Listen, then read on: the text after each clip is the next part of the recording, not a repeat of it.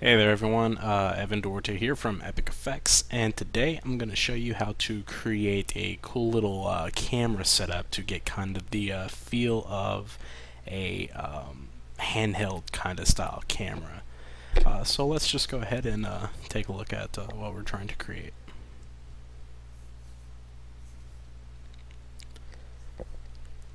Alright, so that looks pretty cool. As you can see, uh, pretty simple actually. Yeah. But it definitely has kind of a more fluid motion than your regular kind of keyframed camera look. And yeah, it looks very much like a handheld kind of sort of deal. So enough of that. Let's go ahead and open up a new file, and let's get started. Okay, so a couple things. Let's go ahead and select these, the camera and the default cube. Let's go ahead and delete that. And then we'll add, we'll actually add a couple things. We'll add a plane, and we'll add an empty. Alright, cool. Let's just move the empty over here. Okay, and select your plane and hit rotate on the x-axis 90 degrees. Okay, cool. Let's go ahead and go into edit mode, and with the vertex the vertex option selected, let's go ahead and select these top two vertices, Alt-M, and merge at center.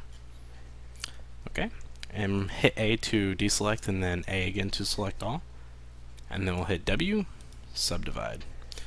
Alright, now we'll go into face select mode. We'll just select this middle one here, hit X, only faces. Okay, cool.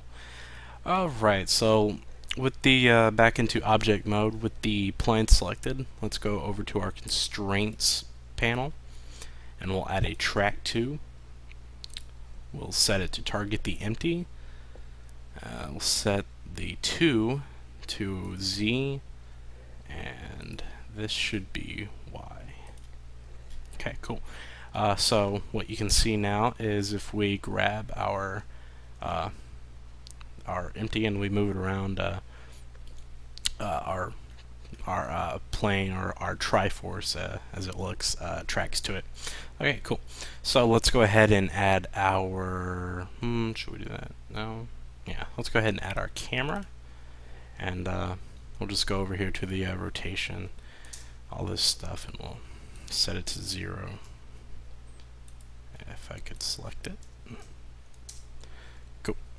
So let's go ahead with the camera selected, rotate on the Z-axis 180 to 180 degrees, and then rotate on the X-axis -90. Oh, cool. And now with the camera still selected, let's go ahead and shift select the plane, go into hit tab to go into edit mode, and then making sure we're using the vertex select option, we're going to shift select these vertices here. Okay, so just these inner ones, and we'll hit Control P to make that a vertex parent, and we'll go out of that to object mode, and just select this plane here, go back into yeah, into edit mode, and we'll select these outer vertices here, and then we'll go to the vertex panel, I guess, and we'll go to vertex group, and we'll click the plus sign to make this a new vertex group, and we'll just rename this to Cam Soft Body. Alright, cool. Sweet. So let's just kind of see what we get here. If we select this empty and move it around, you can kind of see what we're doing, and yeah, looks cool. Okay, so let's go ahead and select this this plane, and we'll go to the Physics tab, and we'll click Soft Body or Enable Soft Body. Go down to Soft Body Goal, Vertex Group, and select Cam Soft Body. Okay, and we'll turn the dampening up to 50, and we'll turn the friction to 10. And you can edit these as you please later. Yeah. So let's see, what else do we need to do? That actually might be just about it for that part. Let's go ahead and add a couple of objects. Let's add in a UV sphere. Scale that a little bit. Just kind of move it over here. Duplicate that. Put one over here. Yeah. Cool. Alright, now what we'll do is make sure we can see our timeline. Start on frame 1. We'll just move this empty over here. About there. We'll keyframe the location. We'll go, a couple frames forward. Keyframe that again. We'll come over here. Move it there. Again, a couple of frames forward. Or, whoops, actually, yeah, you should make sure you're a couple frames forward first, or else it's going to just go back. Alright, cool. We'll move that into place. And, yeah, the location. Alright, cool. So if we go ahead and move this back to the beginning and go into camera view, we can kind of see what we're doing. And just hit Alt-A. And so you can see it kind of, it doesn't have a perfect, basically it doesn't follow it exactly. It kind of has a little bit of a drag or a little bit of a delay. And as it stops, the camera kind of shoots over and then kind of goes back to give a little bit of a realistic look to it. And alright, so yeah, so far so good. That looks pretty cool.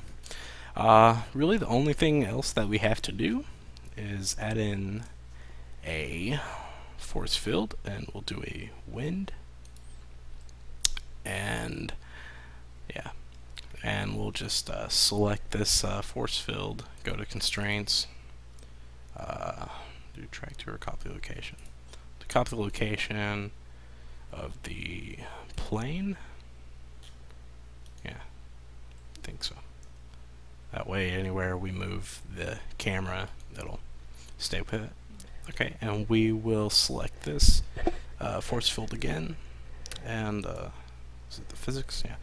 Okay, so go to the physics options, and we'll turn up the noise to like 1. Turn the flow down to 0. Let's see, should I set that to point? No.